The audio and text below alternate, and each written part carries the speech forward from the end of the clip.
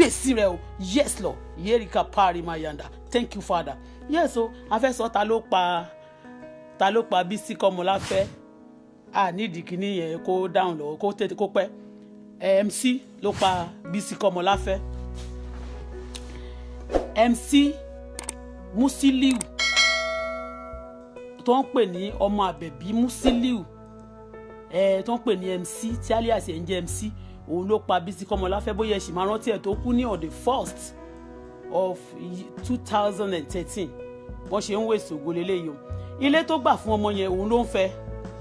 Ọmọ yẹn tí wọ́n ń fẹ́ ńgbà later ṣótiyé òun ló fẹ́ ọmọ yẹn tó gbalé fún ní tó bá ti tètè rí àwọn actress àwọn people ladies yẹn tó bá ṣẹ̀ṣẹ̀ jáde tí wọ́n ṣẹ̀ṣẹ̀ fẹ́ jáde tí wọ́n ti rí pé ó lógo dáadáa, wọ́n á mú wọn mọ́ra ṣótiyé yín mẹ́yẹn. Màá sọ àwọn kan ó máa dàbí embarrassment fún àwọn ọmọ oníṣẹ́tà ẹ̀ bọ̀tẹ́ gbójú kúrò ńbẹ̀. Ẹ ṣe kí ni kẹ́ lè gba òmìnira yín ni, ẹ dẹ̀ yára yín ní brain. Ẹ má jẹ́ kí àwọn kan ti dàgbà náà wọ́n ti wá kó sí lọ́wọ́ kó tó di pé wọ́n realize mistake wọn ṣótiyé yín. Ṣùgbọ́n àwọn tí ò tí kó sí náà tó bá mọ̀ tẹ́ bá mọ̀ ẹ já wọn mú ni, ẹ ṣáà make sure pé ẹ sọ fún wọn tí wọn ò bá wá gbọ́ ó ti wà ẹ̀ṣẹ̀ wọn ẹ̀jẹ̀ wọn ò sí lọ́rùn yín mọ́. But make sure you tell them the truth. Let everybody know the truth, nothing but the truth, okay? Bísí Kọ́mọláfẹ́ MC Olúọmọ Musiliu ọmọ àbẹ̀bí Musiliu òun ló pa Bísí Kọ́mọláfẹ́. Bísí Ìbídàpọ̀ obey in Jesus say you will not die but live. I love you, I cherish you for what you have been through. Ìwọ ni ó lè ṣàlàyé tó ti go through because Àyìndé gangan ṣàlàyé fún mi. Ọ̀rọ̀ ti Bísí Ìbídàpọ̀ obey personally ṣe ni mo ọjọ́ tí mo kọ́kọ́ rí Àyìndé mo béèrè lọ́wọ́ ẹ̀ báyìí ni mo ní ibi tó bá wà Àyìndé Wàsíù ọmọ Àlímọ́tù Ṣàdé àṣọ Ọlásùnkànmí ló pe rẹ̀ ọlá òsùnkàn ẹ̀ mọ́. Ìtìjú àti àbùkù ti súnkàn ẹ̀, ìyà ti súnkàn ẹ̀, ìpọ́njú ti súnkàn ẹ̀, òṣì ti súnkàn ẹ̀, ìṣòro ti súnkàn ẹ̀, ìjákulẹ̀ ti súnkàn ẹ̀, wàhálà ti súnkàn ẹ̀, ó ti kan ìṣòro, ó ti kan ìdààmú. Bẹ́ẹ̀ ni torí ó ti pa àwọn èèyàn jìnnà, ó dẹ̀ ti ṣe ìka jìnnà. Àti ìwọ náà MC ni o, àti ìwọ Koko Zaria, àti ìwọ náà Màláíkà. Àwọn èèyàn bìlí pé ṣé wọ́n lè ṣe ṣá, ṣé wọ́n lè ṣe kinní kan ṣá, ṣé wọ́n lè ṣe kinní kan ṣá. Ẹni tí ò bá mọ̀yàn ṣe mọ̀ pé ẹ tí ò bá ti mọ̀yàn á máa jọ́ lójú. Tó bá gbọ́ wọn kì í gbọ́ wọn ń gbókèrè mọ́ dídùn ọbẹ̀ ṣó ti yé yín báyẹn. À ń sọ nothing but the truth ṣó ti yé yín báyẹn. Bí ọmọ yẹn ó fẹ́ òun ló ń fẹ́ nígbà tọmọ yẹn ṣẹ̀ṣẹ̀ ń grow tọmọ yẹn ṣe jáde báyìí tí ó ṣẹ̀ṣẹ̀ bẹ̀rẹ̀ òun ló gbé ó wá gbalé fún ní ibì kan ní ibi ọ̀nà ìlú pé bí Òṣòdì yẹn náà kò jìnnà síbi ibi Òṣòdì kò jìnnà síbi ilé Zaria ibi ọ́fíìsì Zaria lóṣòdì yẹn ó gbalé fún ọmọ yẹn bẹ́ẹ̀ 2 bedroom flat. Ilé yẹn létà ńgbà tí ọmọ yẹn ò fẹ́ mọ́ tó gbalé yẹn tó wá lé ọmọ yẹn tí òun àtọmọ yẹn jà ó wá gba ilé yẹn lọ́wọ́ ọmọ yẹn ó wá gbé fún lady kan báyìí. Kí lorúkọ lady yìí o ó ti òun náà ò ṣe fíìmù lẹ́nujọ́ mẹ́ta yóò sanra báyìí ó ti wá bímọ tán ló ń gbé l'Amẹ́ríkà ń sìn o Bímbọ́ Thomas. Yes ó wá gba ilé yẹn ó gbé fún Bímbọ́ Thomas. You know what kẹ́lẹ̀ mú pé mo àwọn point àwọn ọ̀rọ̀ kan bí mo ṣe kẹ́lẹ̀ mọ̀ pé nǹkan tí mo sọ mo mọ nǹkan tí mo sọ ó wá gbé fún Bímbọ́ Thomas ó ti bá ọmọ yẹn jà ọmọ yẹn wọ́n ti jà ń gbà yẹn nítorí pé ọmọ yẹn ìgbà tó ṣàtìyá ọmọ yẹn wá pàdé bọ̀bọ̀ kan bọ̀bọ̀ tí mo ló pàdé yìí ó wá jẹ́ ọmọọṣẹ́ please share love like please share love if you want to hear more ọdún wọn lè flag yẹ you can love ṣótiyé love you want to hear more love and share and share and like ṣótiyé you are free to share you are free to like you are free to give me the red button okay you know wọn ò lè flag me down mo sọ ni wọn ò lè flag me down if anybody try to do that àwọn ìjọba wọn tún kó bọwọ́ bọ̀dọ̀ àwọn yes evidence ni ṣótiyé so the anything tí wọ́n bá ti ṣe is being recorded as being ṣótiyé yín mẹ́yẹn so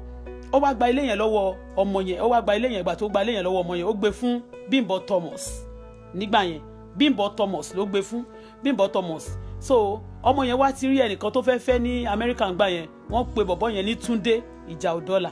Túndé náà lórúkọ bọ̀bọ́ yẹn jẹ́ ṣé mo pé mo sọ̀rọ̀ Túndé kan lánàá tí mo ní orí lowó ọmọ Ẹ̀pẹ́ bọ̀bọ́ tó tún wá fẹ́ yìí náà ọmọ Ẹ̀pẹ́ náà ni ìyẹn gan ni bó tiẹ̀ ṣe sọ pé kí ni Ẹ̀pẹ́ gan tiẹ̀ ṣe fáwọn pípù ìgàn náà wọ́n kàn máa pa wọ́n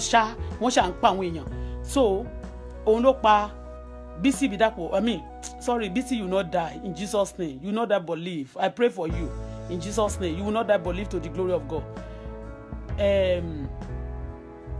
Bísí Kọ́mọláfẹ́ òun ló pa so ó wá gba ilé yẹn lọ́wọ́ ẹ̀ ó gbé fún èyí tí mo sọ yìí ó wá òun ọmọ yẹn ti wá rẹ́ni tó fẹ́ ní ìyẹn wà l'Amẹ́ríkà wọ́n pè ní Túndé ọmọ ìjà òdọ́là ṣó ti yé yín Túndé ọmọ ìjà ọ̀dọ́là ló fẹ́fẹ́ ṣé mọ̀ pé tó má dẹ̀ ti fẹ́ MC ẹ máa gbọ́ àwọn ọmọ ní tíátà tó bá ti fẹ́ MC tẹ́ bá lọ wò wọ́n dáadáa wọn ò ní jẹ́ kó má rì mọ́ ẹ máa wò wọ́n ti break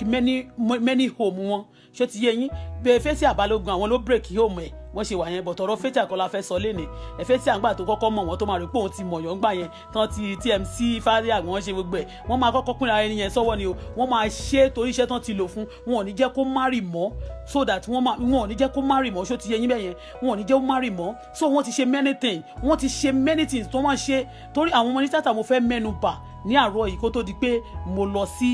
àwọn another thing so mo ní àwọn nǹkan tí mi tí mo fẹ́ ṣe so òun ló bí Bísí Kọ́mọláfẹ́ yẹn MC ló pa reason why tí mo fi torí pé nígbà tí Màláíkà wá sí Dubai yẹn Màláíkà sọ nǹkan kan fún mi ṣé mo pé tẹ́ bá ti kọ́kọ́ mọ àwọn lára wọn eléyìí aba eléyìí jẹ́ àwọn náà máa ń betray ara wọn eléyìí aba eléyìí jẹ́ fún eléyìí aba eléyìí jẹ́ fún eléyìí ṣó ti yé yín bẹ́ẹ̀ yẹn so nígbà yẹn ní ọjọ́ yẹn lọ́hùn mo ṣàṣẹ mọ̀ pé àti máa ń rí wọn èmi ò rí nígbà tó kọ́kọ́ wá ṣe show fún mi yẹn ìgbà tó máa wá dé I was like mo máa ń béèrè question tí n bá rí yàn mo máa fẹ́ mọ̀ torí I design spirits ṣó ti yẹ yín bẹ́ẹ̀ yẹn àwọn gbogbo nǹkan tí mo ti rí kà lórí paper mo wá béèrè lọ́wọ́ ẹ̀ wọ́n ní Síndodo pé òun ló ń fẹ́ tẹ́lẹ̀tẹ́lẹ̀ torí Síndodo yẹn happen to be ó lè má mọ̀ o now happen to be one of àbúrò ọ̀gá mi kan àbúrò Sàmọ́ Sangudu wá relate mọ́ Sàmọ́ Sangudu níjẹ̀bú Òde Akimu bọ̀dé mi Sàmọ́ Sangudu ó wá relate mọ́ Sàmọ́ Sangudu yẹn níjẹ̀bú Òde mo máa sọ̀rọ̀ mo ní kí ló ṣẹlẹ̀ sí Síndodo a máa gbọ́ nǹkan báyìí ó lẹ́mi sí lòlò Màláíkà Ọlọ́run kódà èmi fúnra mi gan tún béèrè lọ́wọ́ MC nígbà tó yá torí pé ìgbà yẹn mi tí mo MC gbà tí mo wá mọ MC mo wá ní tó mo wà ní mo béèrè lọ pé wọ́n ní wọ́n ló pa ọmọ Bísí Kọ́mọláfẹ́ ó ní ta ló sọ fún mo ní Màláíkà ó rẹ́rìn-ín pé òun òkìrí kan ó ṣàkùn pé ó kàn ṣéèkì orí ẹni tó bá ti rí ó kàn ṣéèkì orí báyìí ó ní wọ́n bá òun jẹ́ ni bó ṣe sọ nìyẹn but for me èmi fẹ́ sọ fún yín mo fẹ́ sọ àwọn point bá ti wá measure gbogbo wọn tán màá wá sọ point fún yín ṣó ti yé yín bẹ́yẹn màá wá sọ point fún yín so mo béèrè lọ́wọ́ ẹ̀ ó wá ní Síndodo ipe ó mà ti lo Síndodo no sorry Bísí ò tí kú o Bísí kọ́ mo ní wọ́n mà ní ìwọ ló pa pé ìwọ ló fẹ́ pa kí lorúkọ ẹ̀ Síndodo sorry o mi ò fẹ́ kéèyàn quote me I'm sorry mi ṣe mistake kì í ṣe Bísí ni kì í ṣe Bísí mo fẹ́ sọ pé wọ́n fẹ́ pa pé mo ní wọ́n mà ní ó ló fẹ́ pa Síndodo Síkírátù Síndodo please like share ó ló mà ló fẹ́ pa Síkírátù Síndodo pé wọ́n ló fẹ́ pa Síkírátù Síndodo bàtà gbọ́ pé ó sì kìgbà ẹ̀ ó ní ó kàn ṣorí báyìí wípé òun pé ó ṣe kinní kan pé ó shit wọ́n ṣe máa ń set obìnrin tó bá ti lo iṣẹ́ fún obìnrin yẹn tán tó bá yẹ pé wọ́n ti promise ẹ̀ pé wọ́n love ẹ̀ wọ́n á set ẹ̀ fún ọkùnrin míì so that torí wọ́n ti lo iṣẹ́ fún wọ́n fẹ́ tì sọ́run ẹlòmíì ṣó ti yé yín mẹ́yẹn kò dáhùn ó ní Màláíkà ní òun ló ń màrà padà pé wọ́n ti pa Síndodo tán pé MC mà ti pa Síndodo kó fẹ́ fi ṣètùtù pé ó máa ń fi wọ́n ṣètùtù ni dáàbò ṣe sọ ń gbà yẹn pé ó máa ń fi wọ́n ṣètùtù mo ní kó fi wọ́n ṣètùtù and then mi tí mọ MC rárá nígbà yẹn tó sọ̀rọ̀ yẹn mi tí mọ MC o Màláíkà ní first day tó kọ́kọ́ wá ṣe show fún mi show tí mo ní mo promote ẹ̀ ń Dubai yẹn èmi béèrè wọn nǹkan tí mo ti rí lórí tá a ti rí lórí paper tá a ti gbọ́ káàkiri like share yes thank you mo rí everybody God bless you yes so mo wá ní ó ní kò sọ̀rọ̀ ó ní ó ń bà ń jẹ ni ó ló ń bà ń jẹ but ẹ mọ̀ pé wọ́n tún máa rí wọn á tún kì í ètò ṣe lánàá la tún dúpẹ́ tó bá ti gbogbo ayé ló máa ń bì happy tá a bá ti rí a máa ń bì happy ó máa bú wọ́n máa sọ̀rọ̀ wọn wọ́n dẹ̀ máa sọ kínní ó lóun ló ṣàfẹ́ ló fẹ́ lo Síndodo but òun ò gbà kó lò òun ló ń pe gbogbo àwọn àfáà òun pé ó tún wá ní àfáà ẹ̀kan tó jẹ́ bí ọ̀rẹ́ ẹ̀ tó máa ń sọ̀rọ̀ fún ó wà ní ti ọ̀nà ìtafájì ọ̀nà bíi ìsàlẹ̀ kó báyìí ó ní gbogbo wọn ṣáà làwọn máa pè tó ń ra ọmọbìnrin yẹn padà o pé OMC ti lò ó ìyẹn Síndodo ìyẹn bí Màláíkà ṣe sọ nígbà yẹn Síndodo but Bísí ìbídàpọ̀ bóyá Bísí, oh my God, lórúkọ Jésù, kí ló ṣẹlẹ̀ sí? Kí ló fẹ́ kí n sọ nípa Bísí Bídàkùnbí? I don't know, because they disturb that girl also a little bit. Tí mo mọ̀, mi ò mọ̀ so much. You understand? I've never ọmọ àti ríra ti pàdé dáadáa ní party, but we don't talk. I don't talk to them, they don't talk to me. You understand? But I don't know why ọ̀rọ̀ ẹ fi ń wá sí mi lẹ́nu. I pray you are delivered in Jesus' name. I pray the Lord will set you free. I pray whatever the embargo they lay on you, because wọ́n kàn máa sọ pé máa ṣe packaging bí gbogbo ayé tiẹ̀ ní yín lára. Wọ́n ṣáà ní ẹ ṣáà máa dress dáadáa o. Ẹ ṣáà make sure pé tọ́jú skin yín o. You understand? All those things cannot make you happy. You understand? You try to go to God. You try to pray to God. Ṣó ti yé yín mẹ́yẹn? So Bísí Kọ́mọláfẹ́ là ń sọ, kì í ṣe Bísí Bídàkùnbí o, but mo ju kan sọ pé I pray for you because ọ̀rọ̀ ẹ̀ ń wá sí mi lẹ́nu. Màá fẹ́ dárúkọ eléyìí, òun ló ń wá sí mi lẹ́nu. So Bísí Kọ́mọláfẹ́ yẹn, MC ló pa Bísí Kọ́mọláfẹ́. Ìgbà torí pé wọn tó má ti lo iṣẹ́ yẹn fún ẹni yẹn tán ti fẹ́, wọn ò ní fẹ́ kó marry mọ́. Ṣó ti yé yín? Ìyẹn dẹ̀ ti wá ní ọmọ ẹni tó fẹ́ fẹ́, Túndé lórúkọ bọ̀bọ́ yẹn jẹ́, ọmọ Ìjà Ọ̀dọ́là yẹn ọmọ Ẹ̀pẹ́ ni. Ó ní permanent clinic kan secretary ní Lagos State yẹn, bàbá ẹ̀ ó ti wá kú. Wọ́n gbowó lọ́wọ́ ẹ̀ ń Jẹ̀bú Òde náà ni àwọn kan ló pa yẹn. À ń bọ̀ lórí ọ̀rọ̀ yẹn, a máa wá sórí yẹn. Àwọn ẹni tó pa Ìjà Ọ̀dọ́là tọ́n bá ti bó ṣe ń ṣe ní ìyàwó nǹkan tó ń sọ pé Ìjẹ̀bú Òde, mi ò bú Ìjẹ̀bú Òde, ṣe mọ̀ pé mo sọ the only child tí mo ní, kọ́lọ́run bá mi wò ó, kó bá mi sọ di púpọ̀, kó bá mi dá sí, kó dèmi náà sí fún, kó dòun náà sí fún mi, káyé ẹ̀ má ṣòfò náà ayé mi, káyé tèmi náà má ṣòfò náà ayé ẹ̀, àti gbogbo ẹ̀yin olólùfẹ́ mi, káyé ọmọ yín má ṣòfò náà ayé, kó má sọ ọmọ yín dàkúdà. Ṣé ti rí Ìjẹ̀bú ni mọ Ẹ̀pẹ́ yẹn, mọ gbogbo Ìjẹ̀bú kan ni wọ́n Ìjẹ̀bú ni. So I love Ìjẹ̀bú, but àwọn èmi pé mo wá láti pé ọmọ mi wá láti bẹ̀, ìyẹn ò mí pé kí n máa bí pé mo mọ àwọn kan láti bẹ̀, ìyẹn ò mí pé kí n má sọ nǹkan tó bá ṣe. I will not cover you. Only suffer not the wish to live.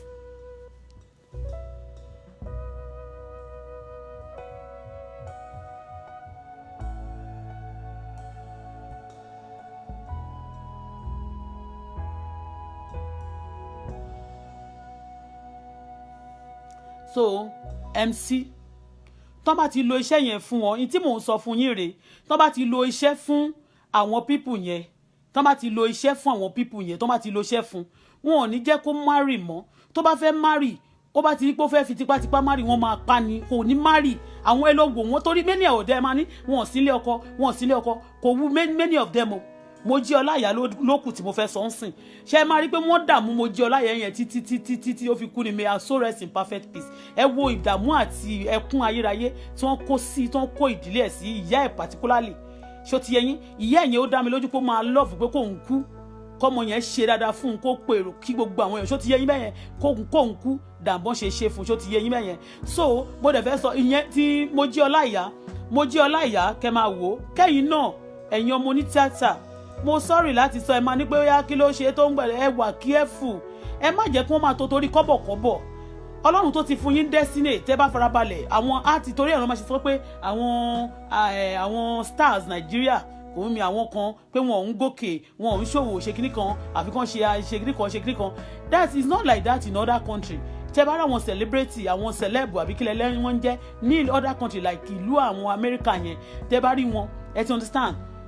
Àwọn ò lè torí token, àwọn tó máa ń fúnyàn ni, wọn ò ń ta star wọn fúnyàn, àwọn tó máa ń fúnyàn ní owó ni. Ṣó ti yé mẹ́yẹn? Wọn ò ṣe bẹ́ẹ̀ yẹn lọ ń sùn kiri pé wọ́n sùn kiri nítorí owó, wọ́n ṣe báyìí. Tí wọ́n bá build ara wọn, àwọn ẹlòmíì máa wá associate mọ́ wọn torí pé àwọn náà ti ṣe kíni, they are okay o. Ṣó ti yé yín bẹ́ẹ̀ yẹn? But àwọn ti Nàìjíríà yẹn, wọ́n ń ba ayé àwọn èèyàn jẹ́, àwọn èèyàn ti Nàìjíríà yẹn, wọ́n ń ba ayé àwọn èèyàn jẹ́. Gbogbo àwọn star yẹn náà majority of them, ọ̀rọ̀ tí mò ń sọ, àwọn tó bá kàn wọ́n mọ̀ o. Ẹ ti understand? Ní tí mò ń sọ, àwọn tó bá súnmọ́ wọ́n mọ̀. Ti Bísí ẹnìkan ní evidence tí òun ló pa, ó fẹ́ marry ní bó ṣe fẹ́ marry, ṣe mọ̀ pé wọ́n wá lóyún gbà yẹn, tó lọ sí location, wá bẹ̀rẹ̀ sí bleed, ó bleed to death. Ó kọ́kọ́ ti ní depression, because iṣẹ́ tán bá ti lò yẹn, ẹni yẹn ò gbúdọ̀ marry mọ́ sẹ́ẹ̀. It happened to me. Òun ni wọ́n ṣe, it happened to me. Ṣó ti yẹ yín bẹ́ẹ̀ yẹn? It happened to me, but iṣẹ́ yẹn kò dáhùn ní ara ti tèmi. Yẹn náà máa ṣe wò pé eléyìí ìtorí ọjọ́ tán ti lo àwọn iṣẹ́ yẹn tó ti dá ògùn wọn lára tèmi, àwọn ọjọ́ yẹn lògùn wọn ti bàjẹ́, ọjọ́ yẹn lewé wọn ti bàjẹ́, ọjọ́ yẹn egbò wọn ti súko. Tó bá kọ́kọ́ súko, wọ́n lè máa mọ̀ pé ó ti súko, so wọ́n ì máa ro agbára tàná yẹn náà ì máa rò pé àwọn ń lò. ṣó ti yé tó yẹ pé wọ́n náà kò ní sẹ́nibọ̀ tó lè kojú wọn kò ní sẹ́nibọ̀ tó lè sọ̀rọ̀ wọn jáde kò ní sẹ́nibọ̀ tó lè ṣe kinní kan ṣó ti yé yín mẹ́yẹn. So Bísí Mojí Ọláìyá ìgbà tó kọ́kọ́ fẹ́yàn ní Òṣòdì yẹn ó fẹ́ Ẹ̀gbẹ̀gbẹ́ rí Ṣeun Ẹ̀gbẹ̀gbẹ́ má máa nà tó má máa nà kiri ẹni tó bá mọ̀ kẹ́ lọ bèrè dáadáa Ṣeun Ẹ̀gbẹ̀gbẹ́ á máa nà ó wá fẹ́ ó lọ́kọ bóyá ó dà pé ó lọ́kọ sílé bọ̀ tó ń déètì Ṣeun Ẹ̀gbẹ̀gbẹ́ ó déètì MC ló déètì last ṣó ti yé yín MC ló déètì last kó tó di pé wọ́n wá ta iṣẹ́ ẹ̀ fún tán bá ti lòókù nígbà míì wọ́n wá gbé fún Wàsíù Àyìndé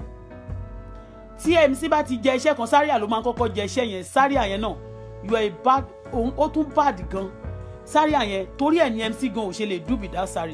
Zaria bó ṣe wà yẹn ó bad ju MC lọ o Zaria tẹrọra rí yẹn ó bad ju MC lọ tó bá ti ráyè gan á ti pa MC yẹn ṣe mọ̀ pé mi ò bo MC o mi ì dẹ̀ bo anybody wọn gbogbo nǹkan tán ti ṣe mo ti sọ o MC is a killer òun kọ́ ló máa ní kàn jẹ irin mọ́ wọn lórí o but gbogbo àwọn ọmọ tó máa ti pa ilé ìwọ tó máa shoot ìwọ tó máa ṣe sharp shooter wọn ti mọ̀ ṣó ti yé yín bẹ́yẹn wọ́n ti mọ̀ ẹ ti understand but òun ló lórí tí ò bá ní kàn pa wọ́n wọn ò ní pa wọ́n ṣó ti yé yín but àwọn tó tún máa ń lò tó máa fi òrùka bà òun ni mo sọ fún yín mo ti sọ fún yín ẹ má fòrùka kan mọ́ mi o ẹ má fòrùka kan mi o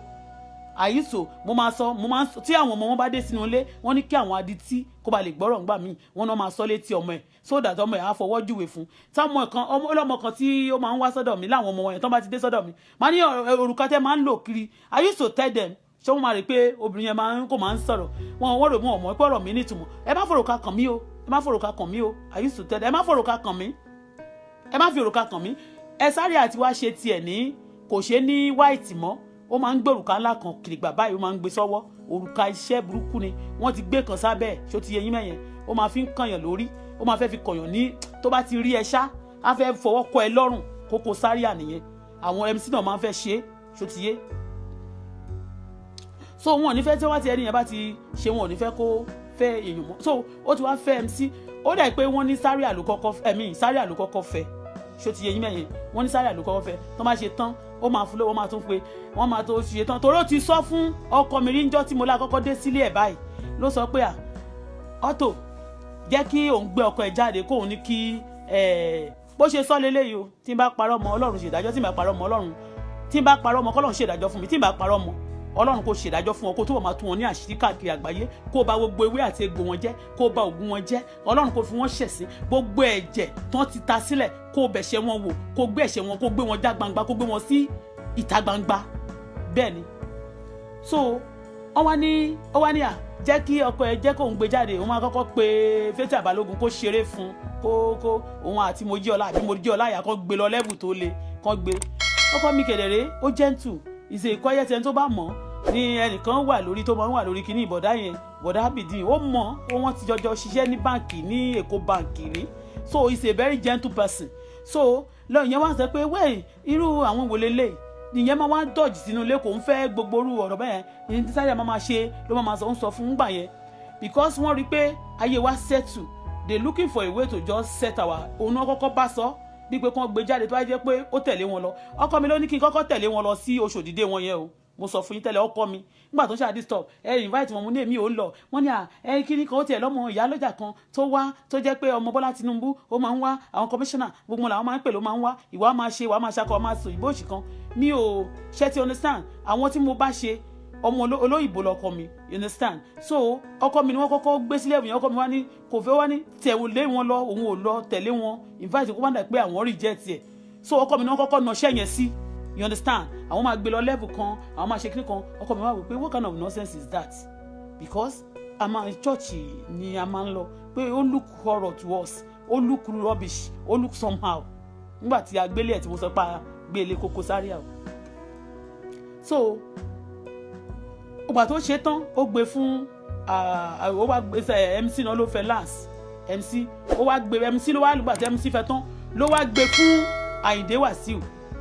ṣe mọ̀ pé wọ́n bá ti ṣe tán báyìí wọ́n máa pàṣẹ àwọn girls yẹn sọ́wọ́ ara wọn wọ́n wá máa ṣe bẹ́ẹ̀ ni gbogbo wọn dẹ̀ ṣe ń pàṣẹ sọ́wọ́ ara wọn wọ́n lo iṣẹ́ fún wọn ní o you understand wọ́n wá pàṣẹ sí ọwọ́ Àyìndé Wàsíù ẹ̀jẹ̀gbà yẹn ní ilé lẹ́yìn yẹn ti kúrò nínú ilé pé òun àtọkọ òun jà, ọkọ òun máa ń nà òun tí pépà gbẹ̀ngbẹ̀ yẹn tó ṣáà separate, so wọ́n wá ní kó convert sí muslim. nítorí ti ṣe fẹ́fẹ́ mi náà rí ni o tó sọ pé kẹ́mi convert sí muslim. mo ní muslim kọ́, muslim nínú ilé mi, nínú ilé tó ń bí mi ilé ọba ní gbogbo ẹ̀sìn yẹn náà máa ń ṣe.